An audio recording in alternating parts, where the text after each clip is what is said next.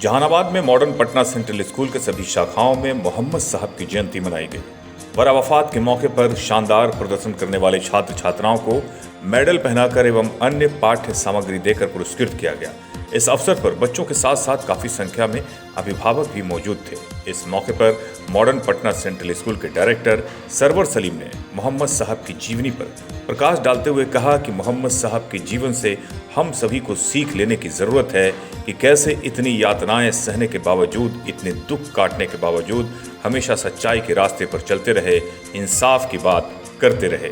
साथ ही साथ director server Salim ने कहा कि बच्चों को जरूरी है कि दुनिया के महान लोगों के बारे में जानकारी हो ताकि बच्चों को अच्छी सीख मिले और वो अपने जीवन में सफल हो सकें, अच्छी जिंदगी जी सकें। इस अवसर पर मिश्रा सर, गुड़िया मिस, साहिबा miss, Nikki miss, Neha miss, खुशी मिस, विकास सर, शबनम मिस, अफसाना मिस, विनय सर, सुषमा मिस सहित अन्य शिक्षक शिक्षिकाओं के साथ साथ काफी संख्या में अभिभावक मौजूद थे। एसके मिर्जा, ईशा न्यूज के लिए।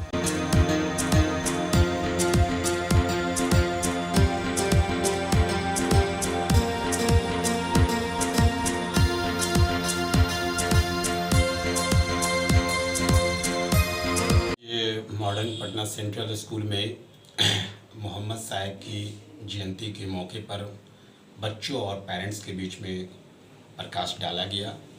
उनके जीवन के बारे में बताया गया कि मोहम्मद साहब एक बहुत ही नेक इंसान थे।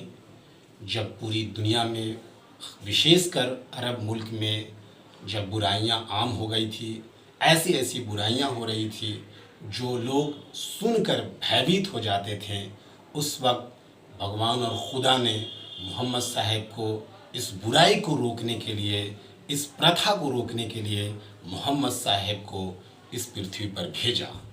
जब मोहम्मद साहब का जन्म हुआ, मैंने बताया लोगों से कि जब मोहम्मद साहब का जन्म हुआ तो जन्म से पहले उनके पिता का साया उठ चुका था, वो यतीम हो गए थे।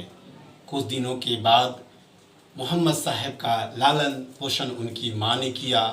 माँ ने एक सऊदी अरब में, जो अरब के मुल्क थे उस वक्त, एक रीति और रिवाज चलता था कि 2 साल और 4 साल का लोग अपने बच्चे को किसी दाई को लालन और पोषण करने के लिए दे देते थे। उसी तरह से मोहम्मद साहब का एक दाई थी हलीमा, उनको दिया गया। दाई हलीमा बहुत ही गरीब और निर्धन थी, उसके पास कुछ भी नहीं था। वो बच्चे को गोद लिया करती थी, पोसती थी और उससे ही अपनी जीवनी को चलाती थी। जैसे ही मोहम्मद साहब उनके घर में आए, दाई हलीमा की एक अजीब व गरीब एक बरकतें हो गई और उनके घर में खुशियानियाँ आ गई, पैसे की भंडार हो गई।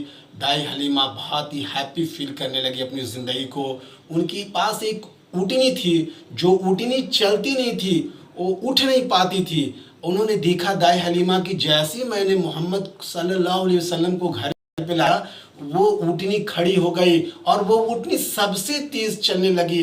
ये सब बरकतें मोहम्मद साहब को जैसे उन्होंने घर पे लाया, ये शुरू हो गया। मोहम्मद साहब की उसके बाद माँ का भी देहांत हो गया। मोहम्मद साहब बिल्कुल माँ बाप दोनों से यतीम हो गए।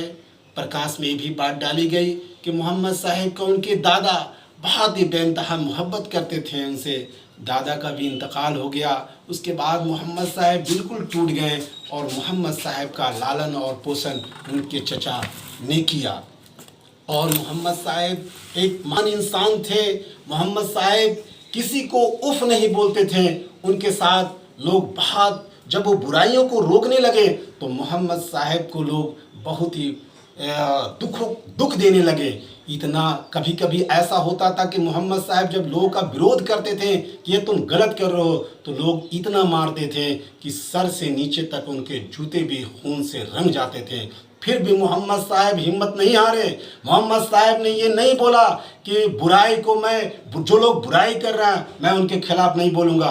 वो लोग को समझाते थे प्यार से, वो नहीं मानते थे फिर भी समझाते थे। मोहम्मद साहब एक महान इंसान थे।